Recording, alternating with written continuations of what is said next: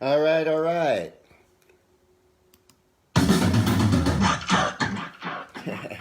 You know what time it is. Neil Ratner here with a story. Reporting from the sweltering northeast part of the United States. I don't know where you are, but I hope you're cool and comfortable. We got one more day up here to enjoy this terrible heat wave, and then it should cool off. All right, so this week in July of 1980, my fellow Long Islander Billy Joel had the #1 song in the United States with It's Still Rock and Roll to Me from his Glass Houses album. And today, I thought I would tell you a few things about Billy and the song that you might not know. All right, but as usual, a little background first. So, Billy and I are the same age, and we both grew up in Long Island. I was a struggling musician, and I knew of Billy from his band, The Hassles. And although we never met, I watched him progress from his first solo effort, Cold Spring Harbor, to Piano Man, his second album and first hit. Now, Glass Houses was his 7th album and third and last with the great producer Phil Ramone, and a really nice guy. I got to meet Phil once. I had lunch with Phil. He was such a lovely guy, man. At any rate, around this time, Joel was often criticized in the music press as a provider of middle-of-the-road dreck. And the cover of the album shows Billy poised to throw a rock through the 2-story window of his real-life waterfront home in Cove Neck, Long Island, which alludes to the old adage, people in glass houses shouldn't throw stones. Now, it isn't really that unusual for artists to get trashed by critics, as we all know, but while most choose to ignore it, Joel responded to this not only with the cover, but also with his song from the album, It's Still Rock and Roll to Me. The lines, it doesn't matter what they say in the papers, 'cause it's always been the same old scene. And there's a new band in town, but you can't get the sound from a story in a magazine.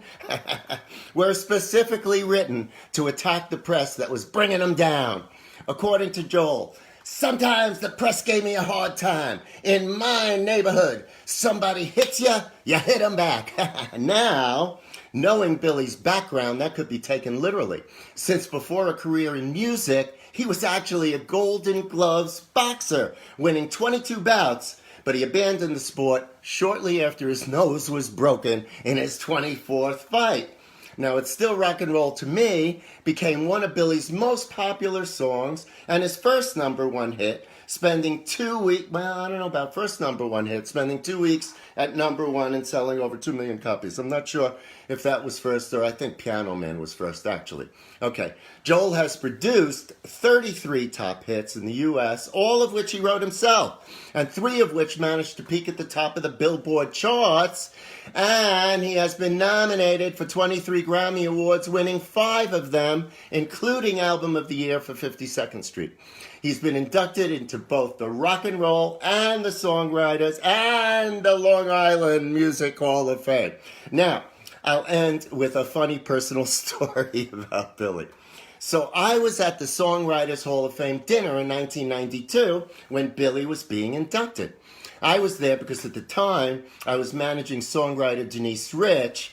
We had a company called The Dream Factory, and so Denise bought a table right in the front. It was at the Sheraton, and everybody had tables, and we were right in the front.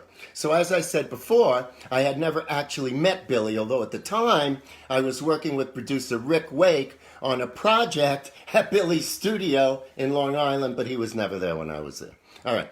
So the evening was long with speeches and performances, and you couldn't leave to go to the bathroom except when there were breaks in between artists. Now, Billy was being honored last, and I really had to go pee. So in the break, before Joel was to be inducted, I made a beeline to the bathroom. And some other guy had the same idea, and the two of us nearly collided as we ran to the urinals. And there were only 2 urinals available. You know, everybody had run to the bathroom. And as I start to pee, I hear a sigh of relief. Turn to my side, and I see The other guy at the other urinal is none other than Billy Joel. So we looked at each other and started laughing hysterically. And all you men out there, you know what a relief it is. Women too, I'm sure. When you really have to pee and you hold it in for a long time and you get that rush of relief, and it happened to Billy and I at the same time. And there was this weird bonding. And let me tell you, we both went back to our seat and Billy put on an amazing show. Yeah.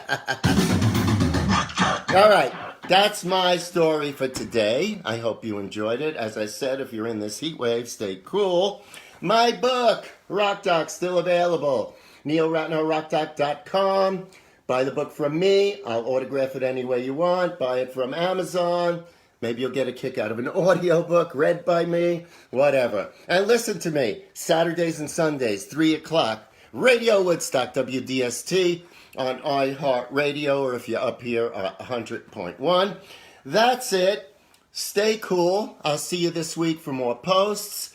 Next weekend for another video. And there's more good stuff coming. We're working on stuff. I'll keep you posted on it. And my friend, the Big M, I saw him just the other day. I was down in Florida for a couple of days, and he's going to be joining me in the future in a new format, but I'll tell you about it as time goes on.